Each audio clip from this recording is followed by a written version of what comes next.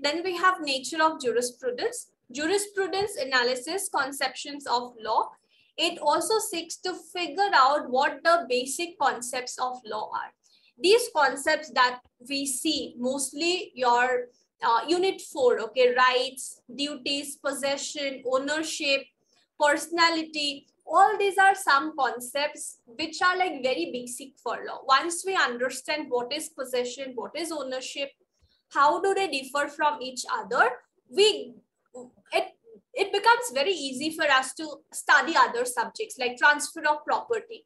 Things become more clear, right? When we talk about rights and obligations, subjects like constitution or any other subject for that matter, which is providing for a right or an obligation, we can differentiate who is having a right, who is having an obligation, what is the right all about, what is the obligation all about. We get a very clear picture after understanding these concepts.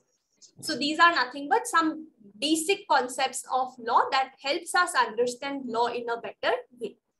Hey, before we continue, I wanted to inform you about my live mentorship program for LLB students or law aspirants. Law subjects and law topics need detailed clarity. We get that with the help of cases, examples, and detailed explanation. It's definitely not possible to include everything in these short videos. If you find my videos easy to understand and you are looking for some professional help in preparing for your examination, you can join my live mentorship program. Here you will be getting exam tips, answer writing skills, detailed notes that you can refer for your examination, cases, examples, and in a very easy way topics will be explained. I have live classes going on for a lot of subjects as of now. To know more about it, you can drop me a message on this WhatsApp number. I'm also helping a lot of students in writing their assignments. If you need any such help or for any queries, any suggestions, you can drop me a message on this WhatsApp number. And now let's continue with our video. It not only analyzes the already defined laws, but also analyzes set of foundation of new laws. It is the product of jurists and philosophers' thought. What was the thought process of a certain jurist when he said that this is what rights are, this is what obligations are, how did they define, how did they come to a conclusion? Even though it might happen that jurists are from a completely different country, when they have propounded a certain concept or a principle, but even then, might be it's a concept which was developed in US or somewhere, but even then it fits in Indian society also in so well it fits in Indian society as well. Why? Because there are some similarities, right? Because of that, these concepts become popular and it's applicable in many countries, right? So we get to see that this different analysis or this different theories that are being propounded, we get to see its relevance as well with the help of different subjects. They have the right to view, analyze, and comment about legal system. As such, it can be viewed as an analytical exercise that does not have immediate practical application.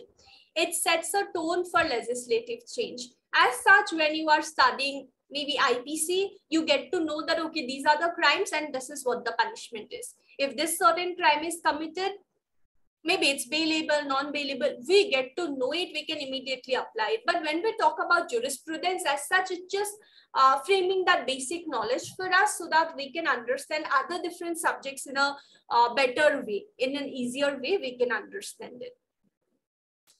Jurisprudence bind laws to other fields. So law is not as such like completely different from other subjects. It's not like that. Law is related to a lot of other social sciences as well. So how is law related with other subjects like psychology, politics, economics, etc.? We get an idea for that also. It is not derived from any legislative act, state assembly. So when we talk about all these different concepts, we don't get to see it in a certain legislation or anything, but these are some theories, some concepts developed. We might see them in their essays, in the books which were written by those jurists, and from there we get to know about their viewpoint on certain concepts like origin of law, need of law. What was the need? Like initially there were no laws, people were functioning properly. There was no system or institution to impose punishment or anything. It was, everything was well regulated. People were doing what is right, right? But then what was the need? Why we had to introduce law? How it was introduced? The utility of law, all these things are studied. And for that, we have different concepts that we need to study, and all this combined together forms jurisprudence. Jurisprudence offers answers to multidimensional legal questions. It helps in overall growth of the society. It enhances the capacity of lawyer to justify rational reasoning. So whatever is the punishment you talk about, whatever are the concepts that we get in different legislations like IPC or CRPC, just to take as an example, the different provisions which are added there, we can justify it with the help of jurisprudence. Okay, when maybe someone not having knowledge of jurisprudence, when they are reading CRPC, they might find it quite irrelevant that somebody has committed a crime, case was filed before court, his guilt was proved. Even after that, what was the need to release the person? Why we did not punish the person? Someone might not find the reason behind that particular action, right? So all these answers we get from jurisprudence only, and those answers lie in the different theories that are there in jurisprudence. Okay, so it again enhances skills of a person by adding a sense of philosophy, ethics, morality, which helps them move forward in their discipline. Now, even though we have everything written in a legislation, and ideally judges only should try to apply whatever is written, they need to apply that in practical situation. But many times we see that applying just like that, whatever is written, that might not make sense. Sometimes judges even need to apply philosophy, ethics, morality, etc. while giving a decision. So all these things also come from jurisprudence itself.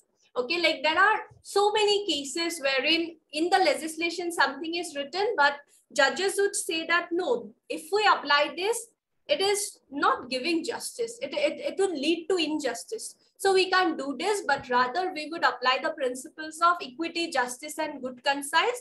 And this is how we are going to decide the case. Okay, so yes, that's also something which is coming from jurisprudence itself, that we get to know what is ethical, what is moral, and we can differentiate it from the written rules or laws in cases where it's not providing justice in the society, right? And also there are subjects like interpretation of statute, which are again related, right? Interpretation, I think you have already got it, right?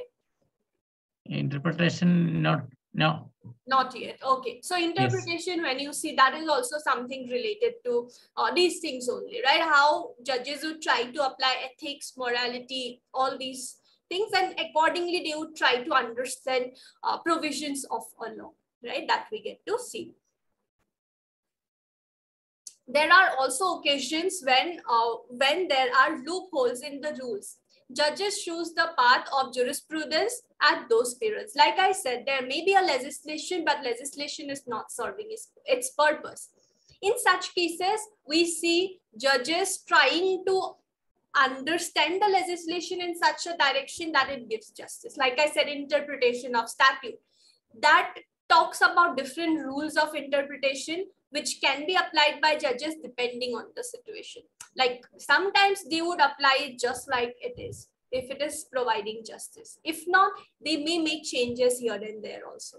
Okay, so these are nothing but again related to concept of ethics, morality. All these we get from jurisprudence and other theoretical subjects like interpretation, legal methods, and all that.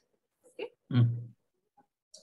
So jurisprudence is the theoretical foundation of law, and without it, it is not possible to enforce the law in effect. Because what can we do? We can understand the law, we can understand what is the punishment, what is the theory, and blindly we can apply it. But how can we develop what? Only when we know the concept of justice, administration of justice, and all that, we can try to apply these kind of concepts like ethics, morality, justice, good conscience. Only in such a case we will be able to apply those concepts in a better way. Okay, so all these things come from jurisprudence in itself, which is completely like a theoretical subject that we get.